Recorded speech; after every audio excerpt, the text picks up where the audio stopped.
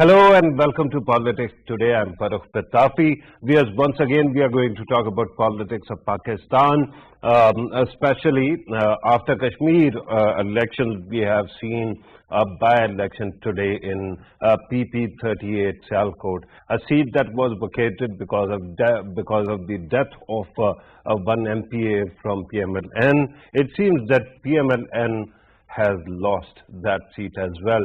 Why would that be? It is a big question. At this moment, I am just using the reports from the media. Remember, we cannot say with confidence till the time that the formal result comes, the final result comes. But having said that, there are aspects which are important because it is thought that PMLN is going through a phase, a crisis of image.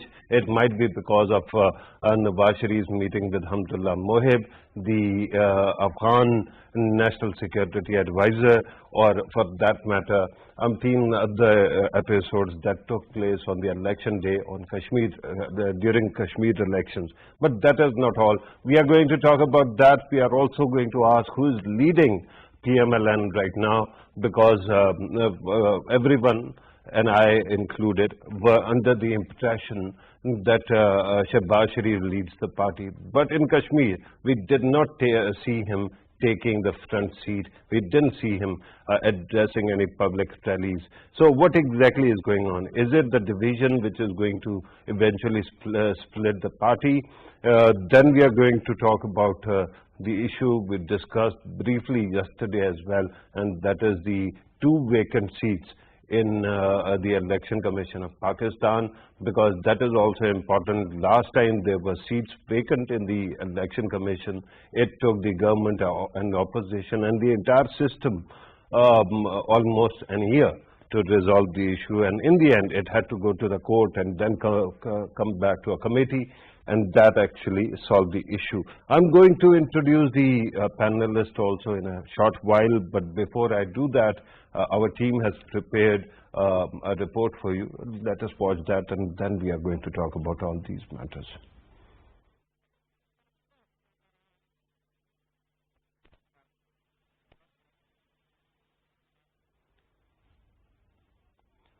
Right, there seems to be some technical issue. We will try to resolve the matter, but till that time, let me introduce the panelists I've got in the studio and on Skype.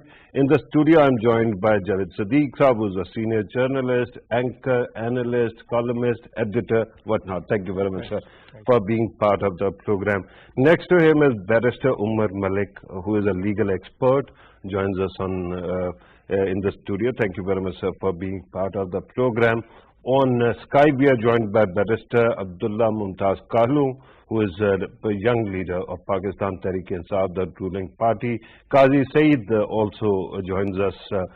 He's a senior analyst, senior journalist. Thank you very much, Qazi Saab, for being part of the program as well. Let me start with the studio. Let me start with Javed Sadiq Saab. What is becoming of PMLN? What is eating PMLN right now? I think PMLN's two-pronged strategy is not working. Okay. It looks. Because two-pronged as in good cop, bad cop, or something else? I think on the one hand, the PMLN adopted a very aggressive policy towards establishment and towards the government of PTI, and they adopted a policy of head-on collision with the government and the establishment. And this slogan, "Vote ko izzat do," this was coined, and it gained currency, of course. It became popular. But at the end of the day, it did not benefit PMLN. And the second prong was led by Mr. Shehbaz Sharif, the former chief minister, and now the good cop, a good cop, an opposition leader in the National Assembly. And he was of the view, and from the very beginning, he was of the view that the party should not take a confrontational line towards the establishment of Pakistan.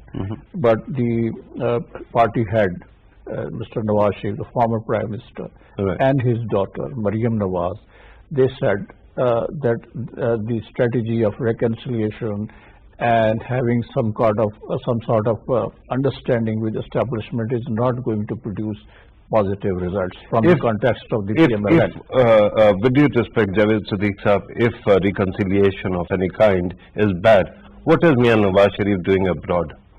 Why is he not behind bars inside the country? But, you know, he's being So advised by the political observers, the neutral, observers, that he should come back and face the situation here, and he should face the courts. Should be facing the establishment. All the odds that are accompanied or that are a part of this political drama, he should face it, but he is not coming back. Right. So naturally, the argument is weakened. And the way he maneuvered his journey from Pakistan to UK has also raised very serious questions. Yeah, and that actually implies there is some kind of understanding between the powers that be. Let me bring in Barrister Umar Malik Saab. Barrister Saab, your take on political side of the matters. I understand that your forte is essentially the legal aspect, and I'm going to actually shortly come to that as well. But at this moment, do you think that opposition parties, by dividing themselves, are giving the ruling party comfortable way forward? Well, I think now all the political parties, they are moving towards the next election, which will be 2023 elections. Yeah. So now, if the parties, they are looking towards the situation that if they make they make an alliance with some other political parties, that might affect their vote banks.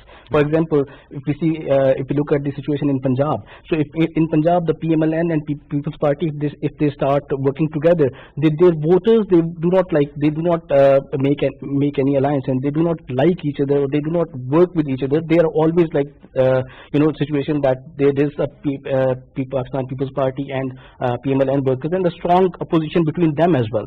So now I think the political parties, they are more looking towards the next election rather than going for the. If their voters don't like them taking any kind of malleable position, a soft position, why is it that they are not showing up on the election day? For example, PMLN from 31 seats in Kashmir, and Kashmir is thought to be very close to PMLN's own agenda, right? All of a sudden, it seems a fall from grace. 6 seats. Well, I think People's Party did better. Yeah, you're very right. Like the ruling party should have at least gone to the 15 seats, or maybe like that. But if we see last 3 elections, we see that the Pakistan People's Party was on national level here, and then the elections were held in Kashmir, and then they won. And then PMLN, they were here in the center, and then they won the election in Kashmir. So the ruling party always has an edge. So that we have to accept that. No, but I understand. My concern is that whatever the narrative, and no matter from where they are getting the advice, it doesn't seem to be working. But allow me to actually bring in Qazi Said Saab. Qazi Saab, your take on Kashmir elections and PP 38. Why do you think PMLN, which was actually performing better in Punjab in the by-elections, all of a sudden seems to be losing its own seat, and in Kashmir also it seems to have lost a lot of steam? Qazi Saab.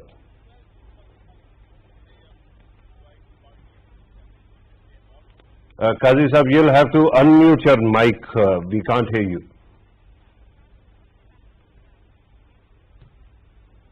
Qazi Saab. Right. There seems to be some technical glitch. Let me first bring in Barrister Abdullah Mumtaz Kalu. Barrister Saab, now that your party seems to be winning again, you won in Gilgit-Baltistan, in Kashmir also, and now it seems that even in Punjab by elections you are doing better. What exactly is going to be the nature of your policies? Is there going to be any shift, because you have already spent 3 years out of 5 years of your term, and it seems that now everything is preparation for the next election? Please go ahead. Barrister Kalu. Thank you, Pitafi, for having me on your show. This is a very interesting question. Pakistan Tehreek-e-Insaf has done incredibly well in Gilgit-Baltistan, Jammu Kashmir, like you mentioned. It's also starting to win back the by-elections in the Punjab. And the reason why that has been is because of the economic turnaround that has been in effect since this year. This year has seen growth rate of 4%. Remittances are at all-time high. Exports have gone up as well. So much of the picture of doom and gloom that has been painted by PTI or my government's detractors has suddenly been turned upside around. And the problem that the opposition parties are having is to maintain a narrative that remains popular with the people of Pakistan. And as for the policies of Pakistan Tehreek-e-Insaf, as you've seen with the budget this year, Pakistan Tehreek-e-Insaf is wanting to implement a people's-friendly budget to ensure that people in all stratas of society, especially the ones at the lowest end, are the ones that are most accommodated. And you can see that from the social welfare programs that are also in full effect, such as the Asas program, the Langars. Everything that we're doing, we're trying to make sure that the weakest amongst us are able to stand tall in Pakistan society. That is the essence I hear what you're saying, but inflation still remains a concern. Today, the prices of essential items actually went up even in the utility stores. So there needs to be some kind of focus on these matters as well. Is it not true? Indeed, you're very right. Inflation has been something that the government has been trying to tackle for the best part of the past 2 years. But then again, if you look at inflation across the world, inflation has hit all of the countries, even the most developed countries in the world. And part of the reason was due to the coronavirus pandemic. However, you're quite right that inflation is one of the last and most important agendas on Prime Minister Imran Khan's agenda, and he wants to tackle that. Inshallah, by the year's end, we will be able to tackle inflation as well and ensure that people are able to get their value for money on basic food items and other items. Right. Barrister Saab, I'm going to come back to you in a short while. Meanwhile, if you can do us a favor, you are sitting almost in dark, so I couldn't make out your features. If possible, kindly do something about your face light till the time we come back. There must be some light in front of you that can be switched on. Let me go to Qazi Saab. Qazi Saab, you have seen PMLN's performance in the past 10 by-elections. And there is a by-election today, and we saw a performance in Kashmir as well. What do you think is undermining PMLN? Its own internal divide or something else is going on? Qazi Saab. I said there is not a great turnaround in the lives of and we have seen the candidates. Of course, going up everywhere in the world. Post-corona, the inflation is everywhere in the world, about 5%, as UNO says.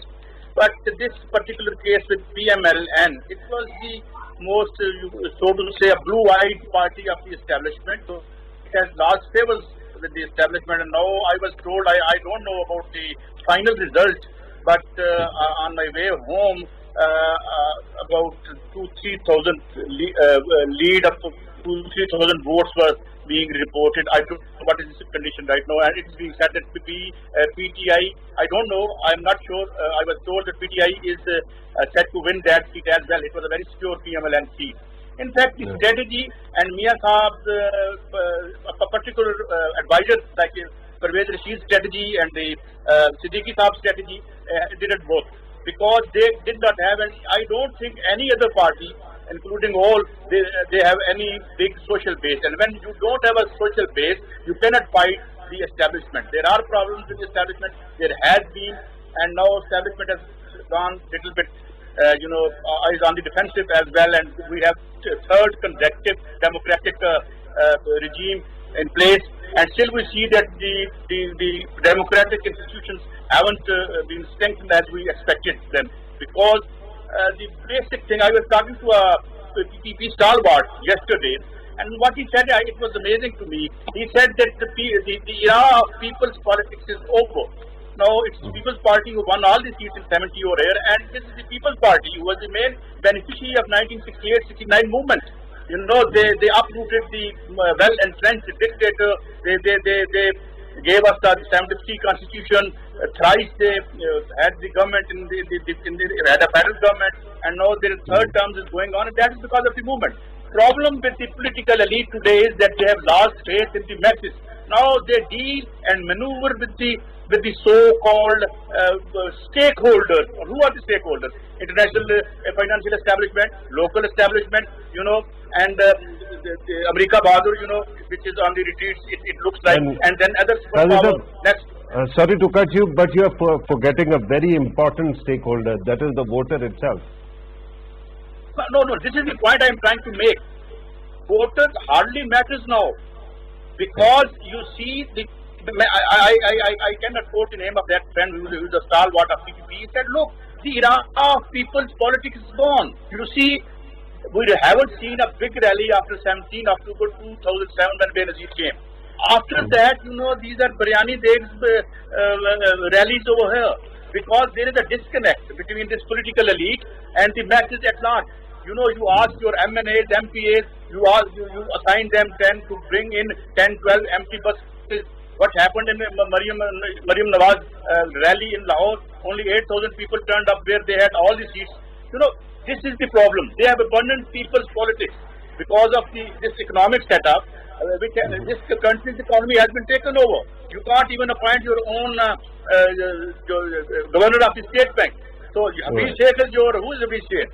Who is finance minister? Is there a divide is there a divide within PMLN right now that we are seeing? Yes. And is that actually undermining the party itself? There is a news that about 30 of the MPs of PMLN may write to Nawaz Sharif, and there was already a meeting before in which Mia Saab was told plainly by their own MPs that if they go on with this kind of narrative, they will not even accept your tickets. It was reported in the media, and now it is being rumored that about 30 of the MPs may write to Mia Nawaz Saab that we will not quit PMLN, but we will not contest the election with this kind of narrative. So there are. So that is becoming a concern as well. Allow me to actually come back to the studio, then I'm going to come back to you in due course, sir. Javed Siddiq sir, this divide within the party that you also talked about, and that is quite visible. Now, at this moment, it seems that the reports have it that when Mariam Nawaz actually went to Haveliya, she was asked that she should address only one rally in entirety of Kashmir, right? And yet she went to all the constituencies. It might have positive impact, it might have had a negative impact, but it seems that she is actually focusing on her own brand rather than the success of the party. Is it correct? I think, yes, that's correct. I think she was instructed by her father to lead these rallies and address them because she has a charisma of a kind. And she was able to pull big crowds in Azad Kashmir. But in terms of votes, that didn't help her. Because when you talk of the electoral process itself, mobilizing voters, getting votes, the nitty-gritty of it, then you have to do something else. And that something else is door-to-door contact. And also, in Azad Kashmir's context, the Baradari system. There are Sudans, there are Gujars and Chaudhries and Rajputs and all kinds of people living there. Families, and there are some seats in Azad Kashmir where the people or the political leadership of Azad Kashmir is very well entrenched, and it is difficult to defeat them. For instance, Barrister Sultan Mahmood is a candidate who always won the election in Azad Kashmir because he is well entrenched. Similarly, Sardar Atiq, the former Prime Minister. And he won as well. Yes. Both are former Prime Ministers. Exactly. The Sardar Yaqub, the former President, has won. Also, the son of the former PPP Prime Minister, Chaudhry Abdul Majid's son, Qasim Majid, has also won. So, this internal divide this is very important. So, holding big rallies, addressing them, and addressing the charged crowd, and giving emotional speech there is something else. But when it comes to taking people to the polling stations and the getting their dynamic vote, on the election day it is are a different dynamic. It's a different ball game. Absolutely. And one concern that I have, and we saw an implication of that as well, whatever big rallies were taking place, we didn't see any social distancing, we didn't see any mask wearing, we didn't see any precautions. In the end, Maryam Nawaz has also tested positive for COVID, right? But I want to actually come back to the question of divides within parties. If you have noticed today, Jahangir Tareen group has reactivated also because one of their members was arrested. Do you think that these divides are going to actually wreak havoc within the parties? I think the parties are not any longer disciplined parties.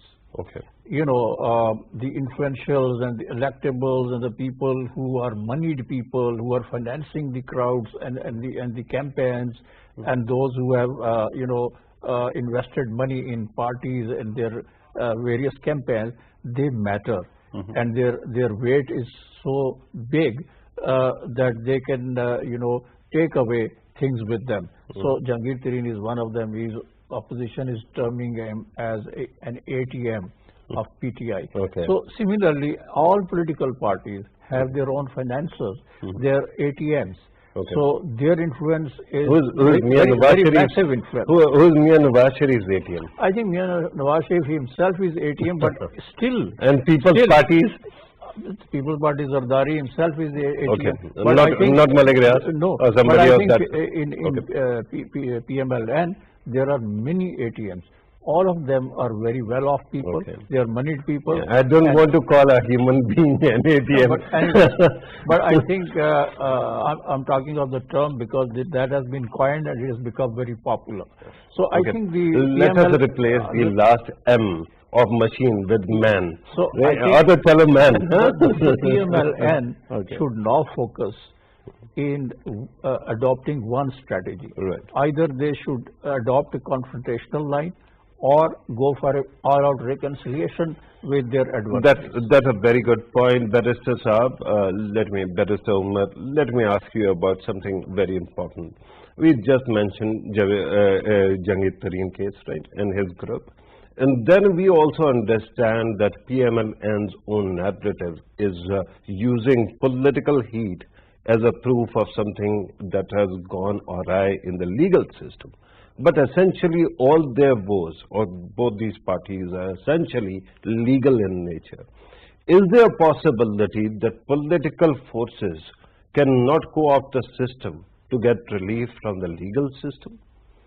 Well, I think ultimately it comes to the legal system. So the legal system can be improved if you think that there are some loopholes that can be filled through the parliament. So if somebody has majority in the parliament, the loopholes can be filled, and the legal system is something to which everybody comes, like be it the government, be it all these pressure groups, and even the opposition.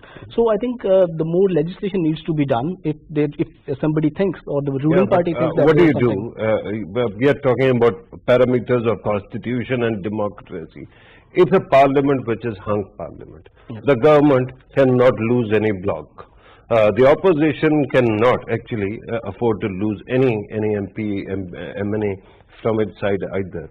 So how do you actually propose that these people who might have within their ranks certain pressure groups who are hell-bent on hiding their own crime, if there is crime, how do you propose that they actually legislate something to ensure that they get caught?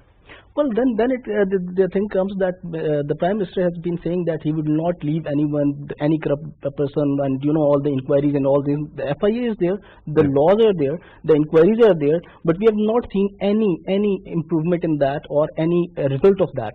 Be it the sugar scandal, be it the wheat scandal, we have seen that the people are just not even gone to jail, or maybe No, Mia Nawaz Sharif went to the jail, and then surprise, he walks out. But despite being A convict who is serving his sentence, he goes abroad and now he is acting as a statesman once again. No, but a judgment is there against him. If he comes back, the recent judgment was given by the Islamabad High Court says that if he comes back, he'll have to surrender before the court and he will go to jail unless the judgment is suspended.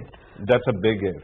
That there is a big if. But you know, the thing is that still there is a judgment against him. But the problem here is that the person who were involved in wheat scandal and the sugar scandal and all those scandals and this inflation and all that, they have not even gone to, you know, like there is no inquiry against them, there is no FIR against them, there is no inquiry, you know, like even the head of the FIA has been changed. We have recently seen. Right. The head of FIA was changed because but hang on.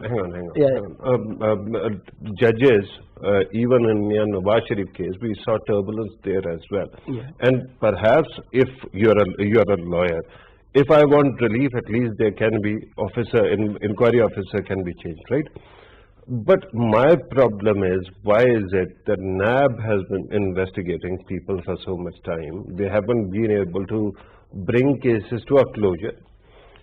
You talked about FIA. Why is it, if corruption is such a big issue, why is it that our system doesn't ensure that political clout will not stop investigations? One of the big reasons is that the accountability is being politicized. Whoever is in the government wants the opposition to be tried, not regardless of the fact that whether there is some substance or any case behind the face or not. So he is not opposition, but then what we have seen is that he made a pressure group and he came and, you know, like we have seen everything, you know, what has happened. Okay. You're implying too much. No, I'm not implying too much. What I'm trying to say is that basically that these things which Prime Minister has been saying number of times that he will not leave anyone, all that, and everything is just, you know, the story is still not over because the Prime Minister still has 2 years of term. We'll see how that translates during the election or before that. Barrister Makalo, let me ask you about this. Why is it at this moment, why does it seem that focus keeps on shifting between accountability and governance? What is going to be your focus right now, your party's, your government's focus in coming days? Is it going to be accountability? If that is so, what happens to the cases that were mentioned? And if it is about governance, is there a possibility to bring down the rhetoric against the opposition and work across the aisle to ensure that people get relief? But that's a very interesting question. I would like to emphasize that Pakistan Tehreek-e-Insaf and our government is currently embracing a two-horses strategy, and the two horses, we believe, are pulling the chariot of the PTI government. One of the horses is the accountability horse, which was very much part of our party's manifesto in 2018, and it's very much a part of our Prime Minister Imran Khan's personal belief as well, that we should be able to rid of this corruption, which is a root evil in our society. These two horses that are pulling your chariot, are they pulling it in the same direction or in separate directions? If Prime Minister Imran Khan remains the person with the reins, then they'll be pulling in one direction, and he's doing an admirable job, I'd say. Were it not for the opposition crying foul of the accountability process, which is naturally going to be expected. But the second horse is governance, and as you can see, as I've already established, governance we've done quite well this year, and we aim to build on this performance in our next 2 years as well, in time for the 2023 election. As far as the accountability aspect is concerned, we're happy to sit and reach across the aisle, but if the people across the aisle think that we'll be reaching out whilst compromising on the accountability agenda, then that will not be happening, because if that was to happen, then we'll be betraying the Pakistani people who voted for us, in Kashmir as well, just 2 days ago, and we'll be betraying our party's own ideals. And it is inshallah expected that both of these horses are going to continue to run in the same direction. Right. There is a reason why I asked this question, because in this government, when you have a thin majority in the parliament, it is thought that accountability, and especially because it generates a lot of confrontation and heat, and on the other side, when you look at governance, that they may end up being competing values, that you can either fix one thing or the other. Don't you think that is the case? how do you propose to actually reach across the aisle if opposition is really angry and it doesn't want to listen to what you're saying because you keep on focusing on calling them corrupt and thieves and thugs? Mr. Pitafi, there is no smoke without fire, and I have to say the cases against the people who are under the spotlight of the National Accountability Bureau are there for a very particular reason. Most of these people have been unable to show a paper trail, and I won't speculate as to the length and nature of those cases, but what I will say is even in the parties such as PMLN, for Pakistan People's Party, there are people who wish to work within the system. The problem is, like Javed Siddique Saab mentioned, the PMLN vehicle has two drivers. One of them wishes to go in one direction, the other wishes to go in another direction, and that is the reason why the party is failing to gain traction on the ground. The problem is that as long as people, with due respect, every party loves to talk about the other party. One has to actually, they say charity begins at home. So I am hoping that you are going to focus on your own. Let me bring back in Qazi Saib Saab. Qazi Saab, at this moment it seems that there are many issues that need cooperation between government and opposition. I understand that the opposition's narrative might have run its course, but at this moment the government could easily enable the people who are pro-reconciliation among the opposition ranks by reaching across the aisle. One example is that the Election Commission of Pakistan, two of its members have retired and they need to be replaced within 45 days. That won't happen if the Prime Minister cannot talk to Shehbaz Sharif, the opposition leader. Do you think there is a possibility that the government can now focus on this and try to actually focus totally on relief provision to the people of Pakistan? Well, I don't think the relief to the people of Pakistan is a priority for anybody. I mean the ruling party or the opposition. This reconciliation. Look at the opposition. What they want from the government. They want the withdrawal of all the cases. They want to be. You remember when Khaja Asif in National Assembly said that look, there is no accountability for the generals and the judges, but us. It is a matter of untouchability. They say we are also untouchable like you. You know what kind of reconciliation you want? You allow them to plunder the kitty and the formation of, you allow the formation of black money. What kind of what can be negotiated between them? What is there to be negotiated? As far as the system is concerned, they all agree on it. They all believe in IMF programs. There's a huge debt burden upon us. Nobody is talking about that. There are other issues and law making. All kind of laws are already existing, but who is implementing them? No one is implementing them. There is a small elite which is above the law, untouchable, and you can go through the report of Abu Bakr Khudabaksh. He recommended to shut down all the regulatory bodies. The whole damn system is compromised, and because of the large-scale privatization has created cartels, they are untouchable. In my program, Jahangir Tareen said that he has 35 MPs in his pocket. He can topple the government. If the establishment allows him, he can topple the government. So you cannot conduct a fair accountability of any of the members of the elite in such an environment. Right. So if you are going to actually hold everybody accountable and they have power groups or pressure groups within parliament and within parties, how do you propose you actually go across and do that? Because at this moment it seems that there are parties that will threaten the various political dispensations just to get their way. On the other side, you said that opposition keeps on asking for concessions. Shehbaz Sharif is, as you pointed out yourself, is actually fighting for ascendancy within his own party. So maybe actually reaching across the aisle might be able to empower him, and he might actually render the cooperation that the government needs. Look, the main problem is which I mentioned earlier in the first instance, they have ताकत का सरचश्मा आवाम है, is gone long ago. Now this is the wrangling between the elite over the pie or the part of the pie they are fighting for. Nawaz Sharif says, look, if I have more money than my resources, what to you? Who are you to ask? This is the mindset, and now we have stepped into a very difficult world, post-corona world. There is a recession, there is a huge recession. There is no discussion on that.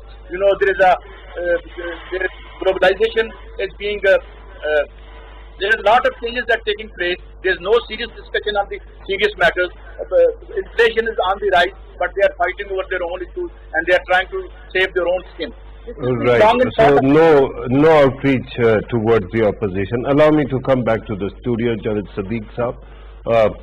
2 seats are vacant in the election commission, and we have seen that last time it created a lot of dukkers.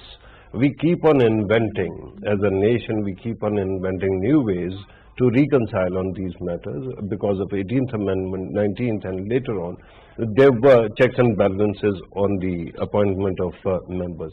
But last time, it created quite a spectacle when the matter first could not be resolved by the Prime Minister and opposition leader, went to a committee, from there it went to Honorable Court, then Court sent it back, and in the end, the government got the members that it keeps on objecting to, right? Is there a possibility that the government this time and the opposition can work together to ensure that it doesn't go to that kind of a situation? I think the government and opposition must sit together and resolve the political issues. Basically, it is a political issue. The appointment of 2 members of the Election Commission, the appointment of the chairman, National Accountability Bureau, the chairman, and many other offices which are actually very important, and they are constitutional offices. The opposition and the government, with their mutual consultations, they should appoint the heads and other people. I think the trust between the opposition and the government is too thin, and it is non-existent, and that's very unfortunate. That is dividing the nation and doing a lot of damage to us as a whole.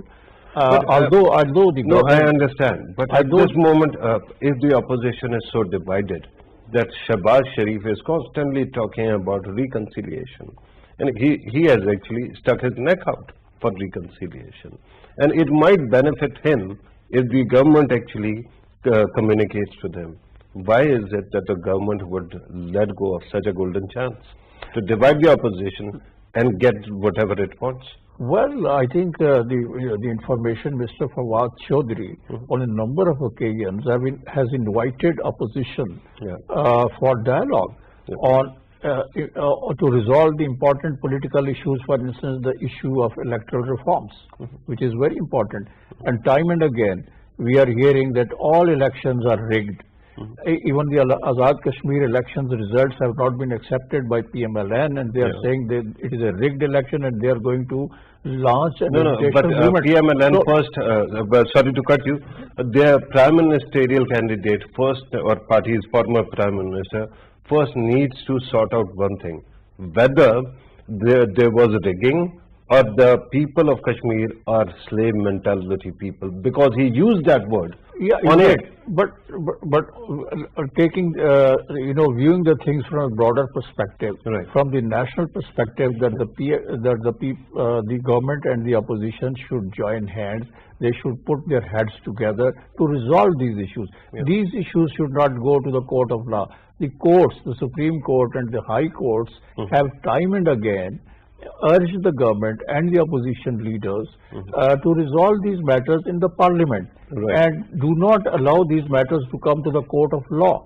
So I think this is high time that the government and opposition should sit together, and they should move towards this reconciliation, and I think they should resolve the political issues through a dialogue. Javed Siddique Sahab, your comment is so good and so comprehensive that it sounds like a conclusion. I'm going to actually take it as conclusion because we are running short of time, right?